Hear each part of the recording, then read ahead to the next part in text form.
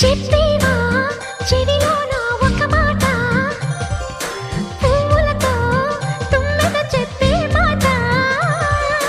నీ చిరునవ్వు సాక్షిగా తాజ్ మహల్ నాదట, నీ పెదవంచు సాక్షిగా షాజహాను నేనట. నీ తీయని ప్రేమకి నా పెదవే నజరానా, నీ పైటకి నేనిక బానిసనే నెరజానా.